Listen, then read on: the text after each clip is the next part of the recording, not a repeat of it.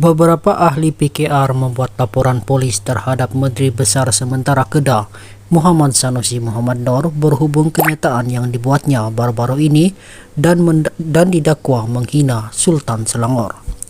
Sekurang-kurangnya 3 kumpulan telah memfailkan laporan mereka terhadap pemimpin kanan PAS itu di Balai Polis Petaling Jaya dan Shah Alam semalam.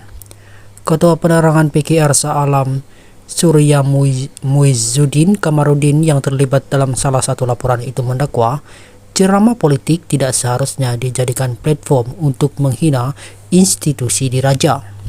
Semalam, Ketua Polis Negara Razarudin Husin berkata, polis sudah memulakan siasatan terhadap Sanusi dan dikendalikan pasukan petugas khas yang memfokuskan kepada isu raja, agama dan perkauman 3R. Baru-baru ini Sanusi didakwa menghina Sultan Sarafuddin Idris Shah semasa memilih Amiruddin Syari semasa memilih Menteri Besar Selangor. Dalam rakaman ucapan itu yang tular di media sosial, Sanusi membandingkan Sultan Kedah dan Selangor selain menganggap Amiruddin sebagai tokoh Chokya Leke untuk dijadikan Menteri Besar.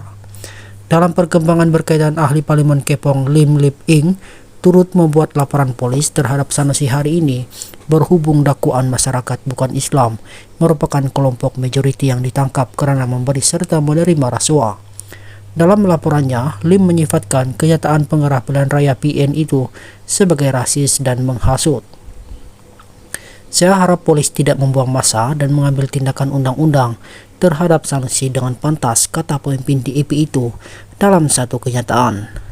Untuk rekod dalam salah satu episode podcast Keluar Sekejap, kendalian Khairi Jamaluddin dan Sahril Hamdan, Sanusi mendakwa terdapat data yang menunjukkan orang bukan Islam merupakan sebahagian besar daripada mereka yang ditangkap karena memberi. Dia berkata demikian ketika ditanya bagaimana PN bercadang untuk meraih sokongan daripada bukan Islam pada pilihan raya negeri akan datang apabila salah seorang pimpinannya, Presiden PAS Abdul Hadi Awang sebelum ini, menuduh bukan Islam dan bukan Bumi Putra sebagai punca rasuah. Abdul Hadi membuat tuduhan itu pada Agustus tahun lalu sebelum disokong oleh seorang pemimpin PAS dengan memetik tinjauan oleh sebuah universiti tempatan. Walaupun kajian yang dirujuk itu mendapati 73.4% daripada pemberi rasuah yang disabitkan kesalahan adalah bukan Melayu, data berkenaan penerima rasuah pula menunjukkan sebaliknya.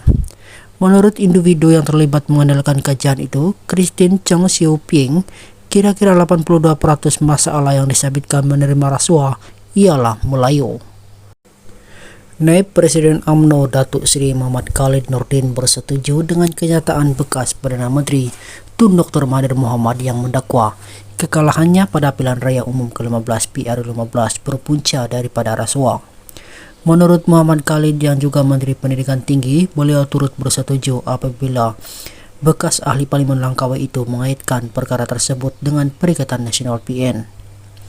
Yang kalahkan Tun ialah PN, yang ini kita boleh setuju dengan Tun M. Kesian Tun M dikalahkan melalui rasuah oleh PN, katanya menerusi ciapan di Twitter pada Jumat. Kenyataan ahli Parlimen Kota Tinggi mengenai rasuah itu dipercayai merujuk kepada keputusan Mahkamah Pilihan Raya Terengganu yang membatalkan kemenangan ahli Parlimen Kuala Terengganu Datuk Ahmad Amzad yang mewakili PAS selepas pihak pempetisennya, yaitu calon BN Datuk Muhammad Zubir Embong, berjaya membuktikan perbuatan rasuah telah berlaku dengan tujuan mempengaruhi pengundi pada PRU15.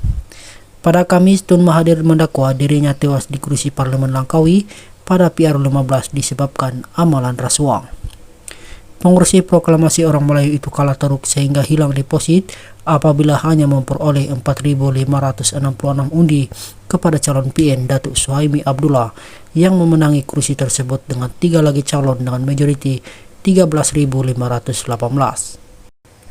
3 lelaki termasuk seorang anggota penguatkuasa ditahan selepas dipercayai menerima rasuah berjumlah Rm12.000 bagi melepaskan warga asing yang tidak memiliki dokumen perjalanan sah. Penahanan 3 suspek itu dibuat Suruhanjaya Pencegahan Rasuah Malaysia SPRM Sabah dengan kerjasama Polis Diraja Malaysia PDRN semalam. Sumber berkata, suspek berusia 35 tahun yang bertugas di Tawau dipercayai bersebahat dengan dua lelaki berusia antara 40 hingga lewat 50-an yang bertindak sebagai orang tengah bagi melepaskan warga asing yang tidak memiliki dokumen perjalanan yang sah. Katanya mereka ditahan ketika diminta hadir ke pejabat SPRM Sabah kira-kira jam 6 petang semalam. Menurutnya, warga Indonesia terbabit yang tidak memiliki dokumen perjalanan yang sah dipercayai keluar dari Tawau ke Kuala Lumpur tanpa melalui pemeriksaan pihak berkuasa di lapangan terbang Tawau. Sementara itu, pengarah SPRM Sabah, Datuk S. Karunanati, ketika dihubungi mengesahkan tangkapan berkenaan akan berkata, kes berkenaan akan disiasat di bawah Seksyen 17-E Akta SPRM 2009. Pemilik sebuah banglo mewah di Zik Kedah yang dikaitkan dengan Menteri Besar Kedah, Muhammad Sanusi Muhammad Noor, tampil mendedahkan bahwa nilai sebenar rumah berkenaan bukan seperti yang ditularkan di media sosial. Menurut Sabudin Muhammad Noor yang juga abang kepada Sanusi, banglo itu hanya bernilai kira-kira Rm 1 juta dan bukannya Rm 7.8 juta seperti yang didakwa. Bercakap kepada pemberita di rumah itu di Kampung Batu Lapan Sik hari ini, Sabudin berkata banglo berkenaan dibina pada Februari tahun lalu dengan anggaran asal kontraktor lebih Rm 800.000. Berita tentang harga rumah sehingga Rm 7.8 juta itu tak betul, sebut harga pembinaan rumah ini hanya kira-kira Rm 800.000 sahaja setelah ditambah perkakasannya hanya sekitar Rm 1 juta. Kalau harganya Rm 7.8 juta, baik saya jual saja rumah ini, lagi untung, katanya yang dipetik oleh portal Utusan Malaysia hari ini. Sabudin 57 berkata, rumah di tapak berkeluasan 4.000 kaki persegi yang mempunyai 6 bilik itu adalah hasil titik polunya tanpa menggunakan uang adiknya seperti yang didakwa oleh beberapa pihak. Tanah dan rumah lama di sini pun adalah pusaka daripada ibu mertua saya yang diberikan kepada istri, katanya. Menghuraikan lanjut, Sabudin berkata rumah itu dibina dengan hasil titik polunya, bekerja sebagai penyelam dasar laut di luar negara sejak 27 tahun lalu selepas berhenti berkhidmat sebagai tentara laut di Raja Malaysia TLDM.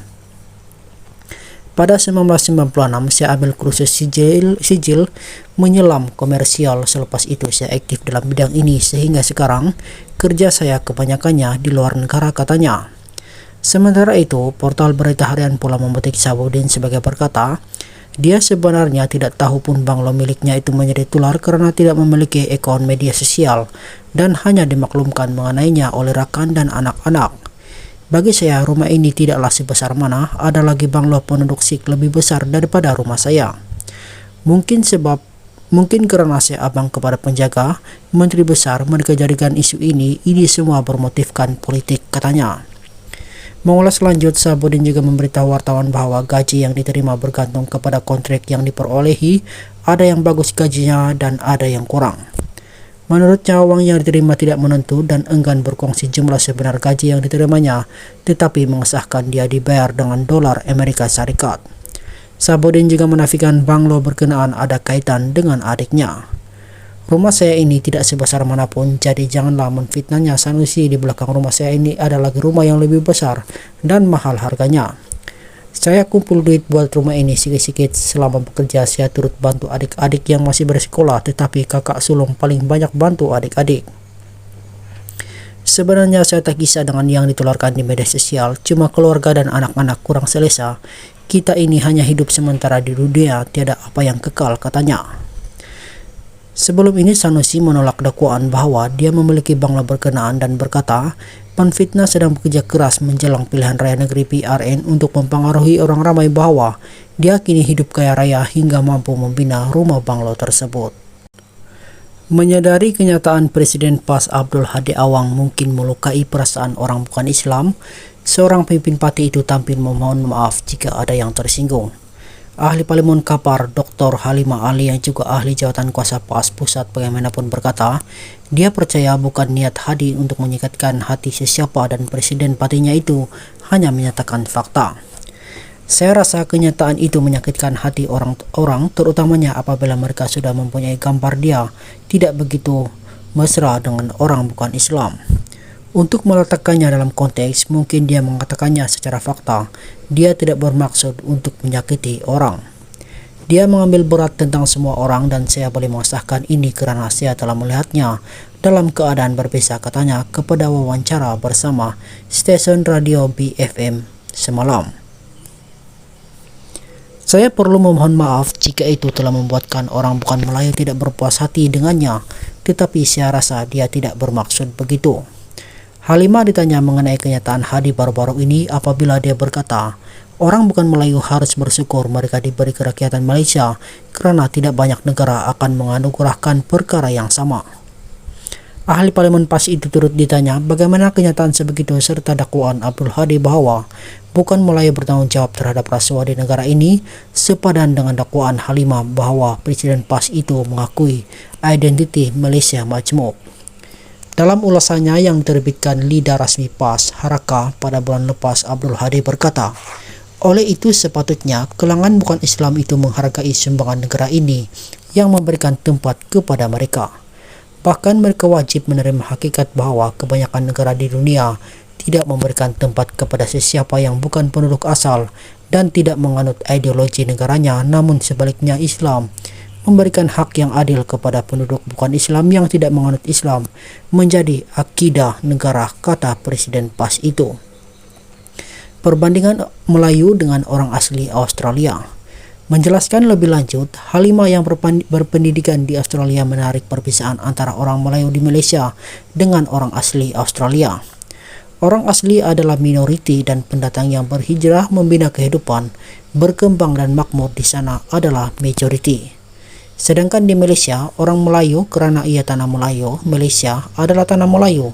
Mereka masih majoriti dan pendatang yang berhijrah kemudian adalah minoriti, kata pakar perubatan kelahiran Sarawak itu. Halimah berkata, walaupun ramai orang bukan Melayu boleh menerima Allahyarham Nik Abdul Aziz Nikmat, namun Allahyarham hanya Mursyidul Am PAS manakala Hadi menerajui kuasa eksekutif parti. Ini jelasnya, walaupun ketika Allahyarham Nik Abdul Aziz masih hidup, bagaimanapun Halimah mengakui Hadi mungkin kurang arif bergaul dengan bukan Melayu sebagaimana Allahyarham Nik Aziz. Kata Halimah, Biro Perpaduan Nasional PAS yang dikuasainya membantu Abdul Hadi mengenai perbezaan budaya. Menurutnya, biro itu membelikan Abdul Hadi beberapa pakaian tradisional etnik Cina untuk dipakai pada tahun baru Cina dan Presiden PAS itu menerimanya tanpa sebarang tentangan. Saya telah melihat dia dalam kapasiti parti dan dalam kapasiti pribadinya semasa berehat atau semasa dia sakit dan saya coba menjelaskan. Ketidakselarasan tentang hubungannya dengan orang Islam ataupun Islam, saya perlu mengesahkan dia pastinya sangat jujur, katanya. PAS lebih pentingkan ekonomi dari nak kawal keseronokan.